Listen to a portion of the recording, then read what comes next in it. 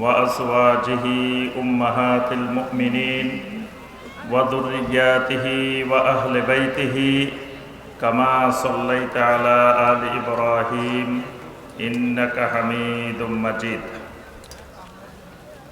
নারায়ণগঞ্জ জেলার রূপগঞ্জ উপজেলার অন্তর্গত পূর্বাচল জিকে ফাউন্ডেশন এর উদ্যোগে আয়োজিত এই ফজিলতময় বরকতময় সপ্তম বার্ষিক 2 দিন ব্যাপী ইসলামী মহাসম্মেলনের আজকে প্রথম দিনের সম্মানিত সভাপতি, সম্মানিত উলামায়ে কেরাম, আইম্মায়ে মাসাজিদ, বাংলাদেশের বিভিন্ন প্রান্ত থেকে বিভিন্ন স্থান থেকে আগত সম্মানিত দিনদার মুসলিম ভাই এবং বোনেরা, আল্লাহ রব্বুল আলামিনের দরবারে কোটি কোটি শুকরিয়া যে মহান রব্বুল আলামিন আমাদেরকে এই প্রচণ্ড শীতের মধ্যে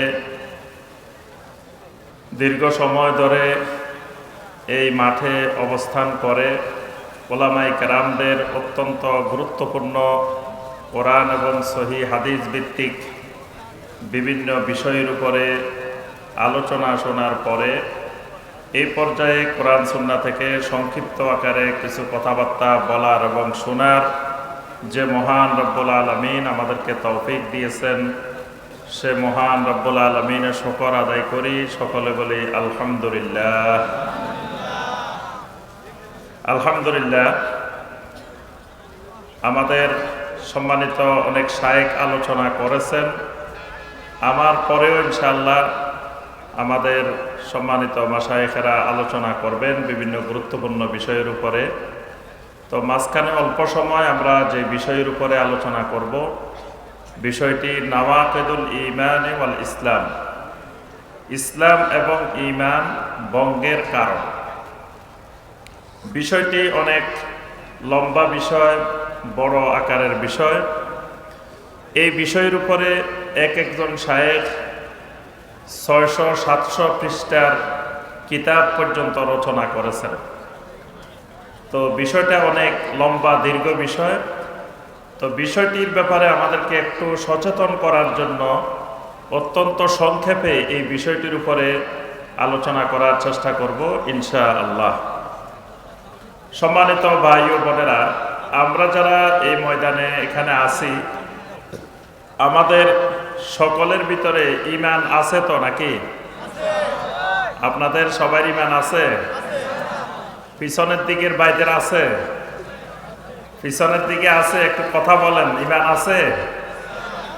আলহামদুলিল্লাহ, আলহামদুলিল্লাহ। তাহলে এই মাহফিলে আমরা যারা আসছি সকলের ঈমান আছে আলহামদুলিল্লাহ। ঈমান থাকলে ভাঙ্গার সম্ভাবনা আছে, ভাঙ্গার ব্যাপারে জ্ঞান অর্জন দরকার। ঈমানে নাই তাই ভাঙবে কি আর? যদি কারো ঈমানে না থাকে তাহলে তার আর ঈমান ভাঙ্গারও সম্ভাবনা নাই।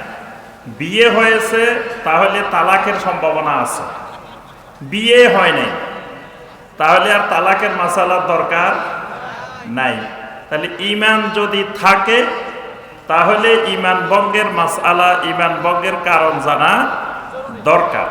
আর ঈমান না থাকলে দরকার নেই, কারণ ঈমানে নাই তার ভাঙবে কি? ভাঙারও সম্ভাবনা। যিনি ওযু করছেন তিনি ওযু আছে কিনা এটা খেয়াল রাখা দরকার, যে আমি যে সালাত আদায় করতেছি আমার ওযুটা আছে কিনা। যিনি ওযু করে নাই তার তো ওযু আছে কি নাই তার চিন্তা ভাবনা করারও দরকার নাই। এজন্য দেখবেন আমাদের দেশে অনেক মুসল্লি এই শুক্রবারে একবার ওযু করেন, পরবর্তী শুক্রবারে আরেকবার ওযু করে, মাঝখানে মোটামুটি 1 সপ্তাহ তার আর ওযু ভাঙ্গে না। এই শুক্রবারে একবার, আরেক শুক্রবারে আরেকবার, তাহলে তার আর মাঝখানে চিন্তা করা লাগে না ওযু আছে কি নাই, কারণ তার সলাতে নাই, নামাজে নাই, তো সে চিন্তা করার দরকারটা কি? এজন্য যার ঈমান আছে তার চিন্তা করা দরকার আমার ঈমান ঠিকমতো আছে কিনা, আমার ঈমান ভেঙে গেছে কিনা। এই জন্য আলহামদুলিল্লাহ প্রথমে আমরা জানলাম সকলের ঈমান আছে, আলহামদুলিল্লাহ। আচ্ছা, আপনাদের ঈমান যেটা আছে, এই ঈমান এই ইসলামী মহাসম্মেলনে আসার আগে গতকাল যেরকম ছিল, আজকে কি এটার মাত্রা বাড়ছে না কমছে? তাহলে শীতেও ঈমান কমাইতে পারে নাই নাকি?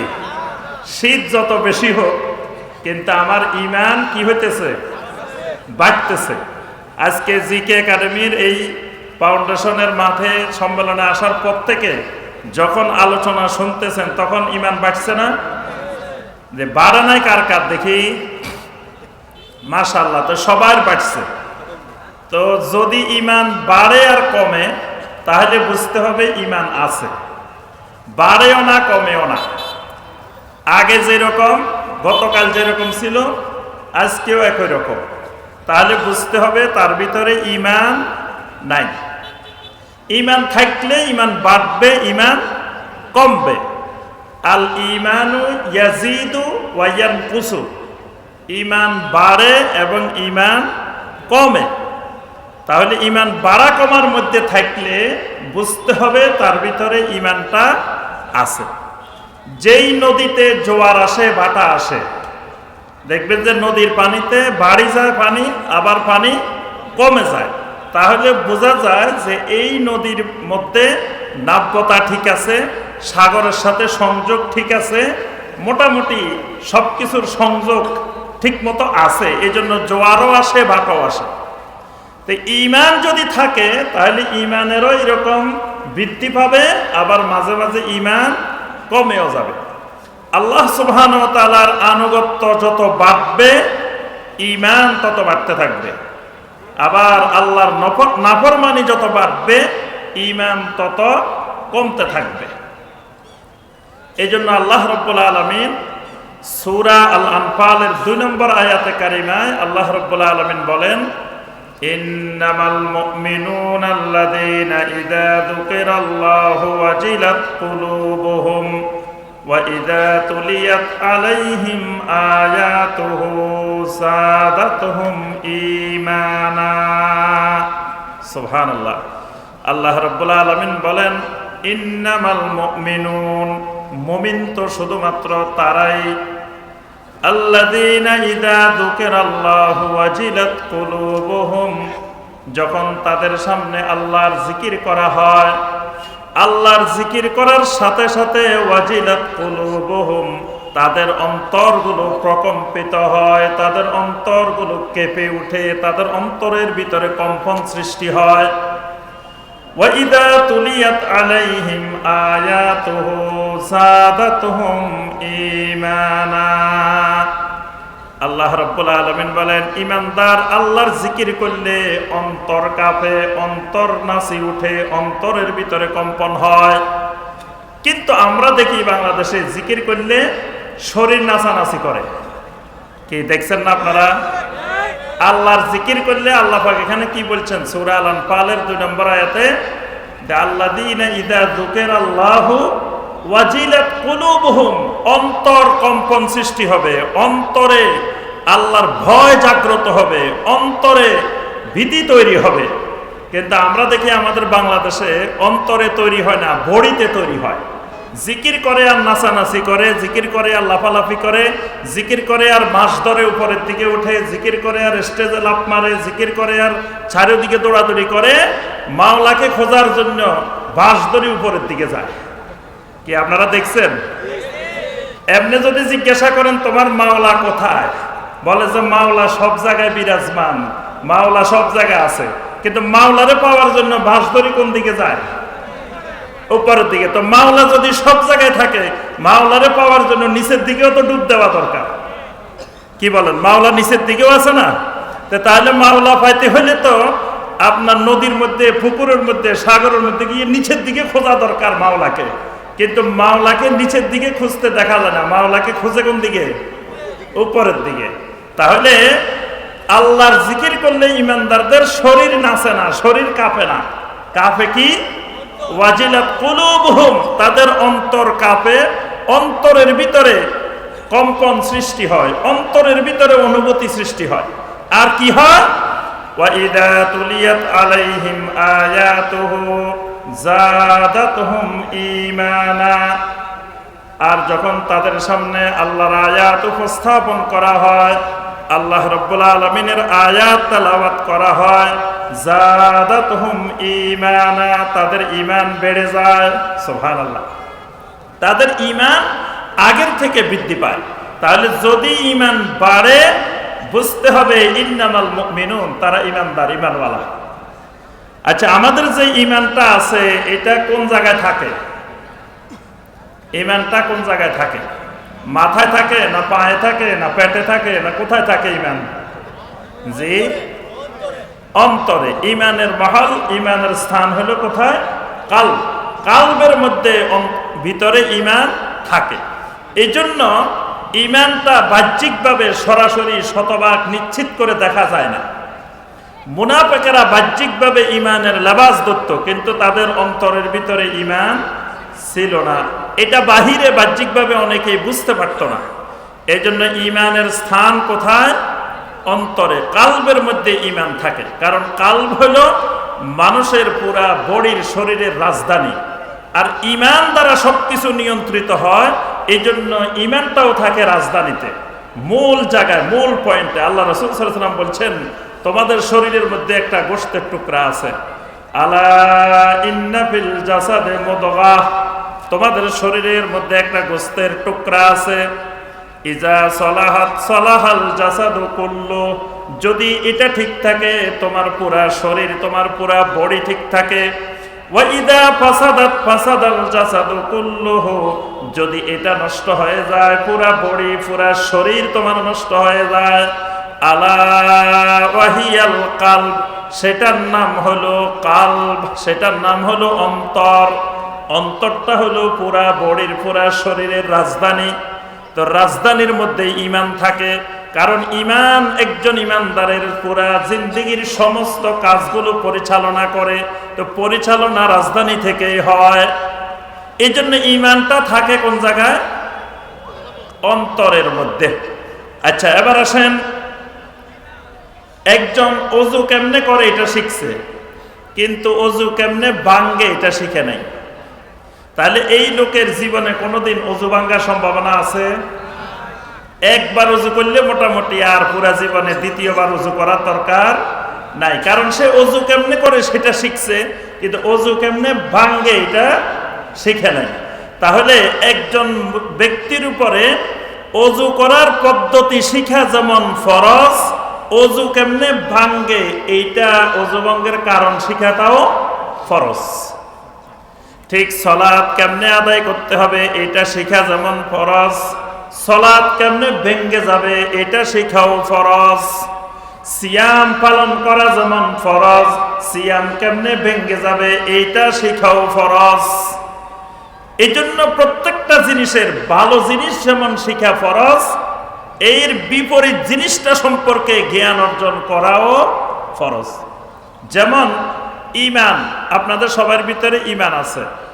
ঈমানের বিপরীত জিনিস কি বলেন তো দেখি? ওরে এবার আর বলে না, ভালোটা জানে খারাপটা জানে না। ঈমানের বিপরীত কি? কুফর। তাহলে ঈমান সম্পর্কে জ্ঞান অর্জন করা, ঈমান সম্পর্কে ইলম শেখা যেমন ফরজ, ঈমানের বিপরীত জিনিস কুফর সম্পর্কেও ইলম শেখা ফরজ।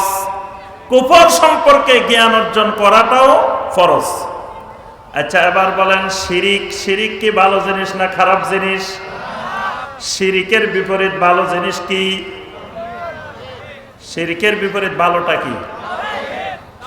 এদিকের বাইরা বলে নাই, মনে হয় ভালোটা জানে না, খারাপটা জানে, ভালোটা জানে না। কে? শিরিকের বিপরীত কি? তাওহীদ। তাহলে শিরিক সম্পর্কে জ্ঞান অর্জন করা যেমন ফরজ, তাওহীদ সম্পর্কে জ্ঞান অর্জন করাও ফরজ। আচ্ছা, এবার বলবেন সুন্নত, সুন্নত কি ভালো জিনিস না খারাপ জিনিস? সুন্নতের বিপরীত কি? মাশাআল্লাহ, এটা ভালো করে জানছে, ভালোটাও জানছে খারাপটাও জানছে। তাহলে সুন্নত সম্পর্কে জ্ঞান অর্জন করা যেমন ফরজ, বেদাত সম্পর্কে জ্ঞান অর্জন করাটাও ফরজ। ভালোটাও জানতে হবে, ভালোর বিপরীত যেটা সেটা সম্পর্কেও জানতে হবে। কারণ যদি আপনার ঈমান থাকে তাহলে আল্লাহ রাব্বুল আলামিন এই ঈমানের বিনিময়ে কি দিবেন? জান্নাত দিবেন। সুবহানাল্লাহ। আল্লাহ রাব্বুল আলামিন কোরআনে কারিমে যত জায়গায় জান্নাতের সুসংবাদ শুনিয়েছেন, প্রত্যেক জায়গায় আল্লাহ রাব্বুল আলামিন আগে ঈমান শর্ত করেছেন, ঈমান উল্লেখ করে তারপরে জান্নাতের কথা বলছেন। এই জন্য ঈমানবিহীন কোন মানুষ, কোন জিন, কোন ব্যক্তি জান্নাতের ভিতরে ঢোকার সুযোগ নাই। যদি কেউ মনে করে ঈমান ছাড়াও জান্নাতে যাওয়া যাবে, ওই লোকের ঈমান নাই, ওই লোকেই জান্নাতে যাবে না। ঈমান ছাড়া কোনো ব্যক্তির পক্ষে জান্নাতে যাওয়া সম্ভব নয়। আল্লাহ রাব্বুল আলামিন কোরআনে কারীমের প্রথম থেকে শুরু করে সূরা আল ফাতিহার পরে সূরা আল বাকারা তেলাওয়াত করতে করতে যখন আসবেন 25 নম্বর আয়াতে কারিমায়, আল্লাহ রাব্বুল আলামিন সর্বপ্রথম কোরআনে কারীমের শুরুতে আল্লাহ পাক ঈমানদারদেরকে জান্নাতের সুসংবাদ দিবেন। আল্লাহ রাব্বুল আলামিন বলেন, ওয়াবাশশিরিল্লাযীনা আমানু ওয়া আমিলুস সলিহাতি আন্না লাহুম জান্নাত। আপনি সুসংবাদ দিয়ে দিন, জান্নাতের সুসংবাদ। সুবহানাল্লাহ। কিসের সুসংবাদ? জান্নাতের। কাদেরকে? আল্লাযীনা আমানু, যাদের ভিতরে ঈমান আছে, ওয়া আমিলুস সলিহাত, ওই ঈমানের কারণে ওই ঈমান তাকে আমলে সালেহ করাইছে। ঈমান আর আমলে সালেহ যার ভিতরে আছে, আপনি তাকে জান্নাতের সুসংবাদ দিয়ে দেন। সুবহানাল্লাহ। তাহলে জান্নাত পাইতে হলে ঈমান লাগবে। ইন্নাল্লাযীনা আমানু ওয়া আমিলুস সলিহাতি লাহুম জান্নাতুন তাজরি মিন তাহতিহাল আনহার যালিকাল ফাওজুল কাবীর। কোন সূরা বলেন তো দেখি? জি, যেটা তালা। মাশাআল্লাহ, দেখছেন আজকের স্টুডেন্ট কি মেধাবী, সূরার নাম সব বলে দিছে। আর স্টুডেন্টেরও সূরা আমরা কি জানি তার থেকে, আমাদের থেকে আরো স্টুডেন্ট বেশি জানে। মাশাআল্লাহ। এটা কিন্তু গর্বের বিষয় যে আমাদের স্টুডেন্ট এত মেধাবী যে আমাদের চেয়ে আরো ভালো জানে। আলহামদুলিল্লাহ। ওমর রাদিয়াল্লাহু তাআলা আনহুর মজলিসে তিনি খুতবা দেওয়ার পরে এক মহিলা আপত্তি উত্থাপন করছিলেন। পরে ওমর রাদিয়াল্লাহু তাআলা আনহু বললেন, আল্লাহু আকবার, আমার মুসল্লি আফকাহু মিন ওমর, ওমরের চেয়েও বড় ফকিহ। সুবহানাল্লাহ। তাহলে সূরা আল বুরুজের মধ্যে আল্লাহ পাক জান্নাতের সুসংবাদ দিবেন। সেখানেও প্রথম বলছেন কি, ইন্নাল্লাযীনা আমানু। ঈমান লাগবে জান্নাতে যেতে হলে, আর ঈমান নাই জান্নাতে যাওয়া সম্ভব হবে না। ঈমানের বিপরীত কুফর। আল্লাহ রাব্বুল আলামিন সূরা আল বাইয়িনার মধ্যে বলেন, ইন্নাল্লাযীনা কাফারু মিন আহলিল কিতাবি ওয়াল মুশরিকিনা ফী নারি জাহান্নামা খালিদিনা ফীহা উলাইকা হুম শাররুল বারিয়াহ। ইন্নাল্লাযীনা কাফারু, যারাই কুফরি করবে, ঈমানের বিপরীত ঈমান নাই, কুফরি করবে, সে আহলে কিতাব হোক, মুশরিক হোক, যেই হোক না কেন, ফি নারি জাহান্নাম, তাকে জাহান্নামে যাওয়া লাগবে। তার জান্নাতে যাওয়ার কোনো রাস্তা নাই। তাহলে ঈমান থাকলে জান্নাত, ঈমান না থাকলে জাহান্নাম। আচ্ছা, ঈমান কতদিন থাকা লাগবে? কয় বছর থাকা লাগবে? কয় বছর মোটামুটি ঈমানের উপরে থাকলে পরে আপনি অবসরে চলে যেতে পারবেন, আর ঈমান না থাকলে অসুবিধা নেই? কয় বছর? ওয়াবুদ রাব্বাকা হাত্তা ইয়াতিয়াকাল ইয়াকিন, মৃত্যু আসা পর্যন্ত ঈমানের উপরে বহাল থাকা লাগবে। ইন্নাল্লাযীনা ক্বালু রাব্বুনাল্লাহু সুম্মা ইসতাকামু, শুধু ঈমান আনলে হবে না, রব্বুনাল্লাহ ঘোষণা দিলে হবে না। সুম্মা ইসতাকামু, এই রব্বুনাল্লাহর উপরে, ঈমানের উপরে মৃত্যু পর্যন্ত ইস্তেকামত থাকা লাগবে। মৃত্যু আসা পর্যন্ত ইস্তেকামত থাকতে হবে, দৃঢ় থাকতে হবে ঈমানের উপরে, ঈমানের উপরে সাবত থাকতে হবে। থাকলে কি হবে? ইন্নাল্লাযীনা ক্বালু রাব্বুনাল্লাহু সুম্মা ইসতাকামু তাতানাজ্জালু আলাইহিমুল মালাইকা, তার মৃত্যুকালে আল্লাহর ফেরেশতারা চলে আসবেন। এসে তাকে বলবেন আল্লাহ তাখাফু ওয়ালা তাহজানু ওয়া আবশিরু বিল জান্নাতিল্লাতী কুনতুম তুআদুন। মালায়েকারা ফেরেশতারা এসে বলবেন আল্লাহ তাখাফু ওয়ালা তাহজানু, কোনো ভয় করিও না, কোনো পেরেশান হইও না, কোনো চিন্তা নাই, দুঃখ নাই। ওয়া আবশিরু বিল জান্নাহ, জান্নাতের সুসংবাদ গ্রহণ করো। সুবহানাল্লাহ, তোমাকে আমরা জান্নাতের সুসংবাদ শোনাইতে আসছি। তাহলে ঈমান যদি মৃত্যু পর্যন্ত ইস্তেকামত থাকে তাহলে জান্নাতের সুসংবাদ। কিন্তু জীবনে ঈমান আনছে, মাঝখানে ঈমান ভাঙে গেছে, তাহলে জান্নাতের সুসংবাদ নাই। এই জন্য ঈমানটাকে মৃত্যু পর্যন্ত ধরে রাখা লাগবে। খেয়াল করতে হবে যাতে ঈমান কোনোভাবেই না ভাঙ্গি যায়। আমাদের দেশে দেখবেন হজ ফরজ হয় কিন্তু হজ করে না। অনেক ভাই বোন দেখবেন হজ ফরজ হয়েছে, টাকা পয়সা আছে, সব আছে, কিন্তু হজ করেন। জিজ্ঞেস করলে কি ভাই হজ করেন না কেন? হজের টাইম হয়েছে, আপনার টাকা পয়সা আছে, সব আছে। কয় না শায়েখ, এখনো হজ ধরে রাখার বয়স হয় নাই। কি হয় নাই?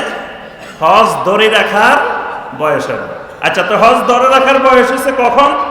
যখন বয়স হয়েছে ধরেন 60 বছর 70 বছর, তখন হজ ধরে রাখার বয়স হয়েছে।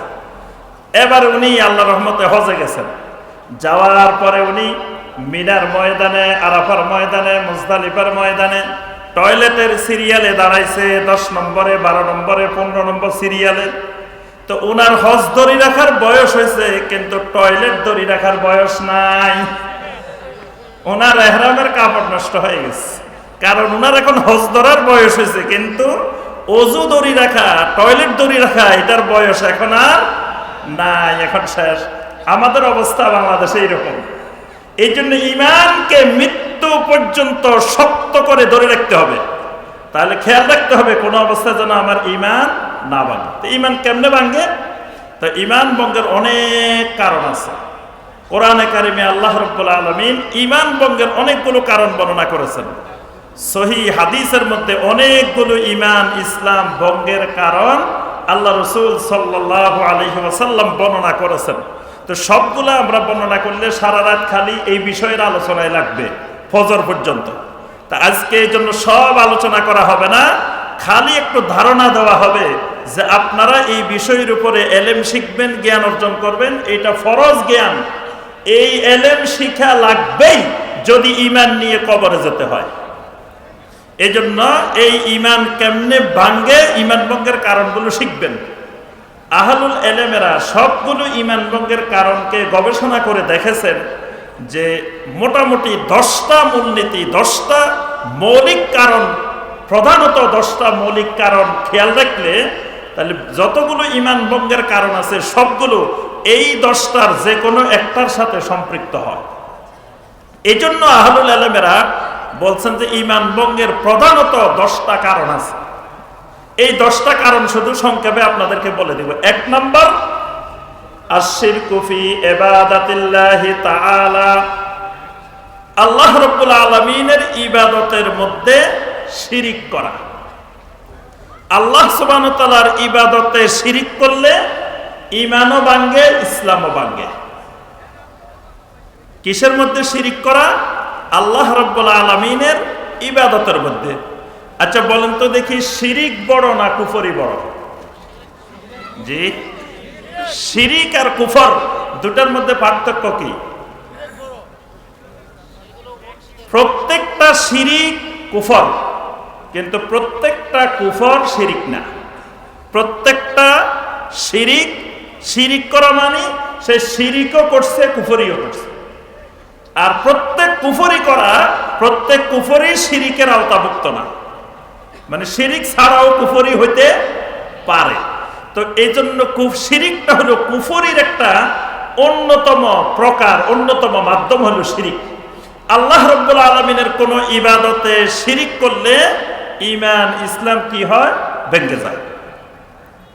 আল্লাহ রাব্বুল আলামিন সূরা আল কাহাফের সর্বশেষ আয়াত 110 নম্বর আয়াতে কারিমে আল্লাহ পাক বলছেন, ফামান কানা ইয়ারজু লিকা রাব্বিহি ফালইয়ামাল আমালান সালিহা ওয়ালা ইউশরিক বিইবাদাতি রাব্বিহি আহাদা। ওয়ালা ইউশরিক বিইবাদাতি রাব্বিহি আহাদা।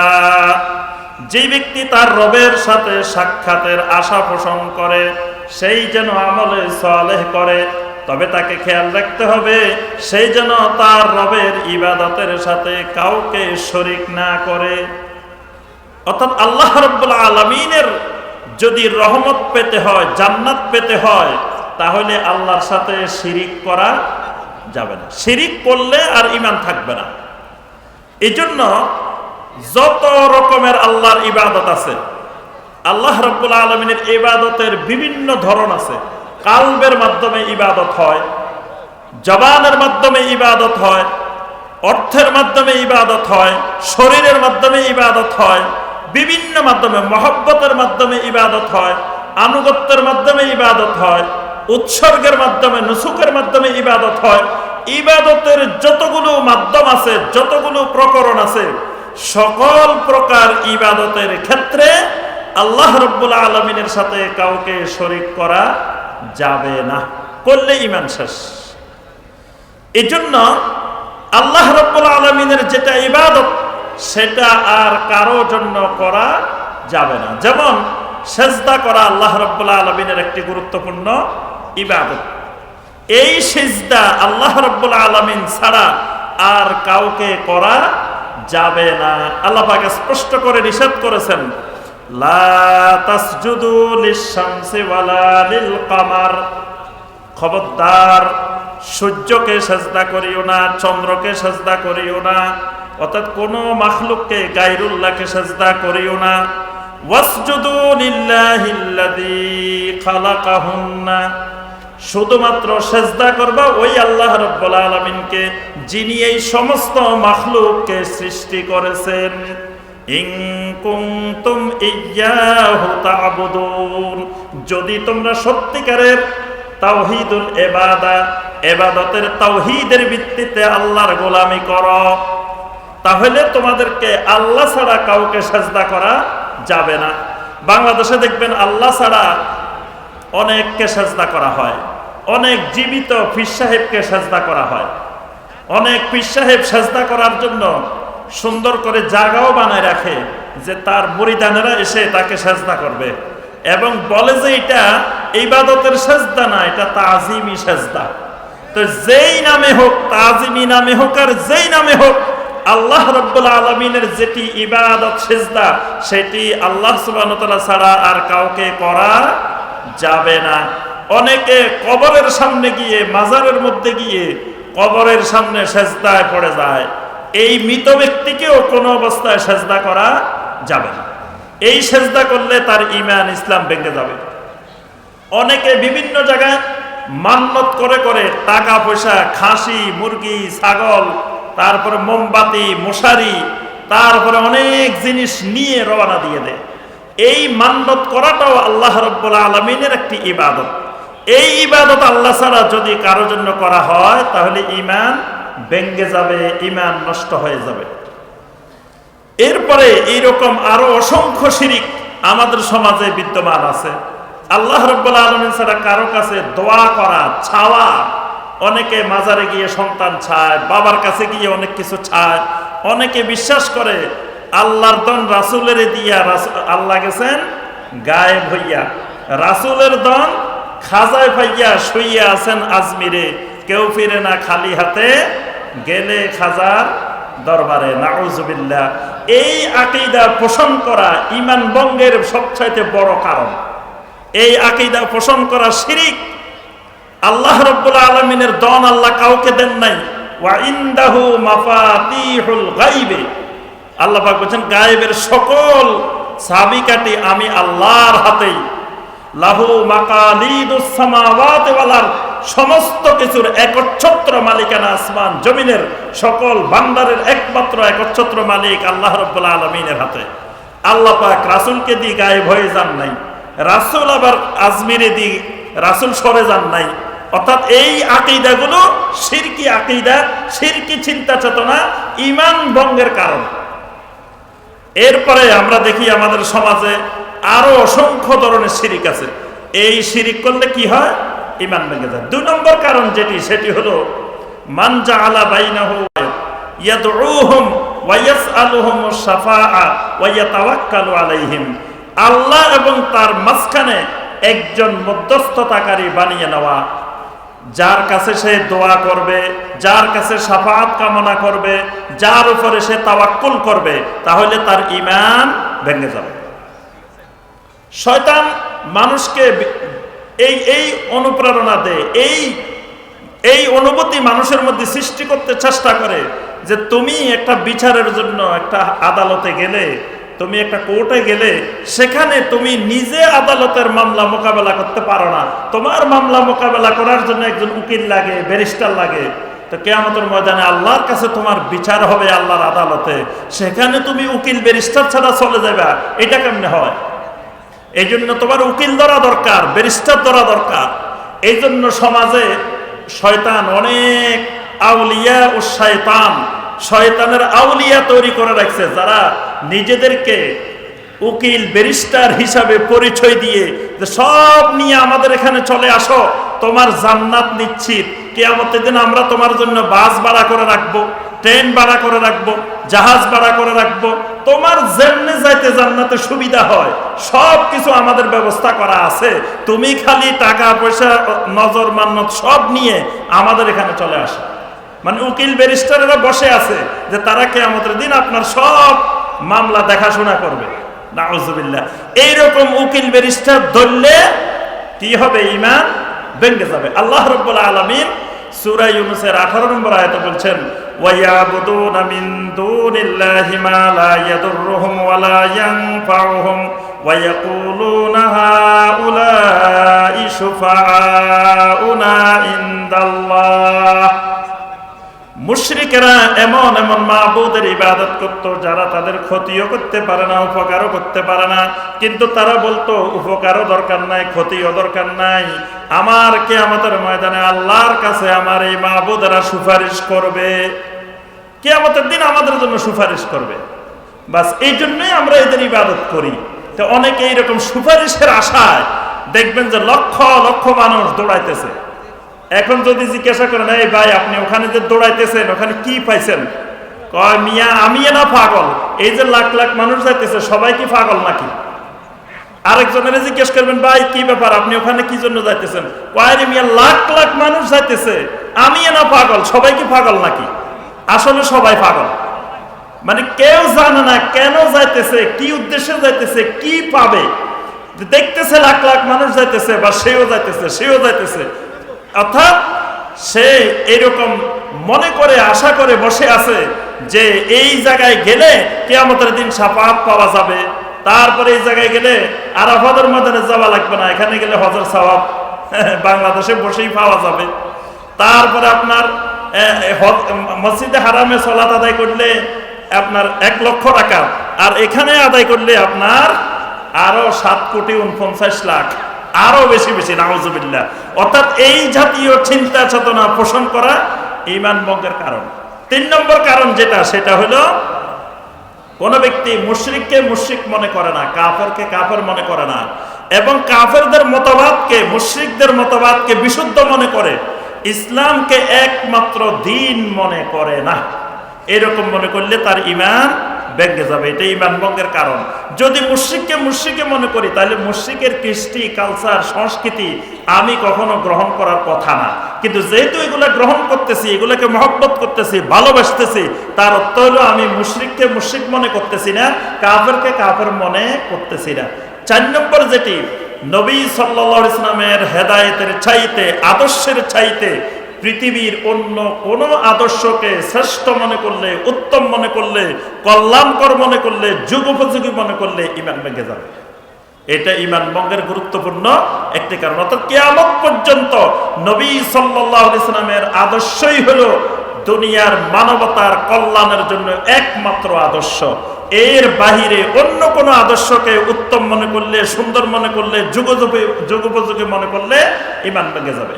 আল্লাহ রাসূল সাল্লাল্লাহু আলাইহি ওয়াসাল্লাম প্রত্যেক খুতবায় বলতেন, ওয়া খায়রাল হাদিয়ে হাদিয়ু মুহাম্মাদিন সাল্লাল্লাহু আলাইহি ওয়াসাল্লাম ওয়া খায়রুল হুদা হুদা মুহাম্মাদিন সাল্লাল্লাহু আলাইহি ওয়াসাল্লাম।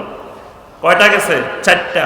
5 নম্বর কারণ, আল্লাহ রসুল সাল্লাল্লাহু আলাইহি ওয়াসাল্লাম যা কিছু আল্লাহর পক্ষ থেকে নিয়ে এসেছেন তার কোনো একটা বিষয়কে যদি আমি অপছন্দ করি, আমার মন থেকে ঘৃণা করি, আমার মন থেকে একটু বিরক্তিভাব প্রকাশ করি দ্বীনের এই বিষয়টার প্রতি, তাহলে ঈমান ভেঙে যাবে। যেমন ধরেন আমি রাব্বুল ইয়াদাইন করি না, কিন্তু রাব্বুল ইয়াদাইনকে আমি অপছন্দ করি, এই অপছন্দ করলে ঈমান ভেঙে যাবে। যেখানে 4 শতাধিক সহিহ হাদিস দ্বারা প্রমাণিত, আর আপনি অত করেন না ভালো কথা, কিন্তু তাই বলে আপনি এটাকে অপছন্দ করা বা এই রাব্বুল ইয়াদাইনের হাদিসগুলোকে আপনি অপছন্দ করা বা রাব্বুল ইয়াদাইন যারা করে তাদেরকে অপছন্দ করা, এটাও ঈমান ভঙ্গের কারণ।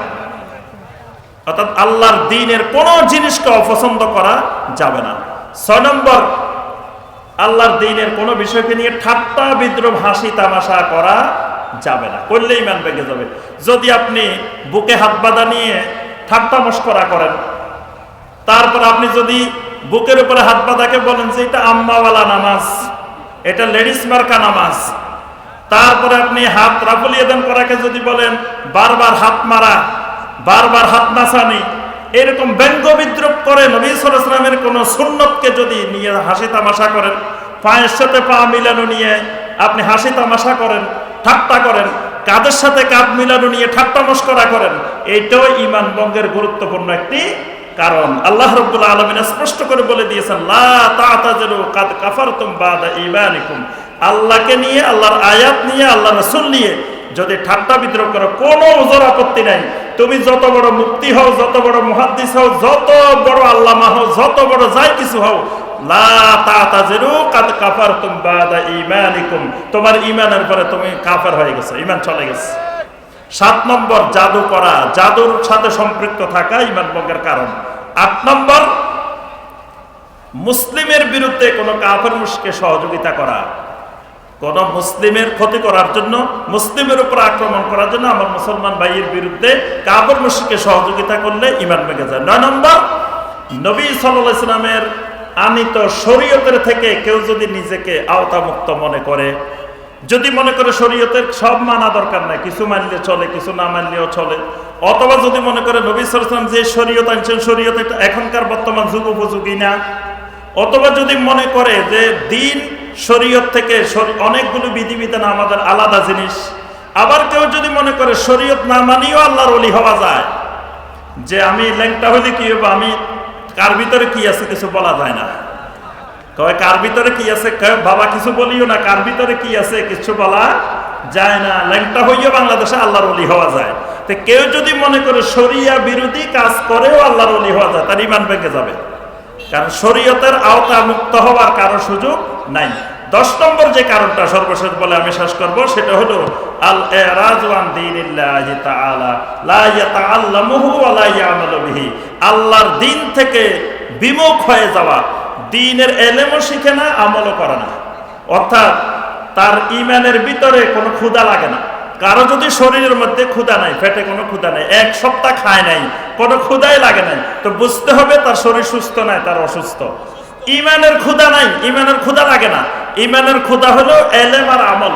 এখন ঈমানের কোনো ক্ষুধা লাগে না, ইলম শিখার কোনো আগ্রহ নাই, বুঝতে হবে তার ভিতরে ঈমান নাই, ঈমান চলে গেছে, আল্লাহর দ্বীন থেকে সে পুরা বেখবর, কোনো খবরে নাই। এছাড়াও আরো অনেকগুলো ঈমান ভঙ্গের কারণ আছে। তো এই বিষয়ের উপরে অনেকগুলো শাইখ বিন বাজ রাহিমাহুল্লাহর কিতাব আছে, শাইখ মুহাম্মদ বিন সালেহ আল উসাইমিন রাহিমাহুল্লাহর কিতাব আছে, শাইখ সালেহ আল ফাওজান হাফিজাহুল্লাহর এই বিষয়ের উপরে বড় বড় কিতাব আছে। বাংলা ভাষায়ও অনেকগুলো কিতাব লেখা হয়েছে। আমিও একটা ছোট বই লিখেছি, ইসলাম ও ঈমান ভঙ্গের কারণ। আরো অনেক শাইখদের আলহামদুলিল্লাহ এই বিষয়ের উপরে বই আছে। তো এই বইগুলো আপনারা পড়াশোনা করার চেষ্টা করবেন। এটা একটা গুরুত্বপূর্ণ বিষয়, আমাদের প্রত্যেক মুসলিমের বিষয়গুলো জানা জরুরি। আল্লাহ রাব্বুল আলামিন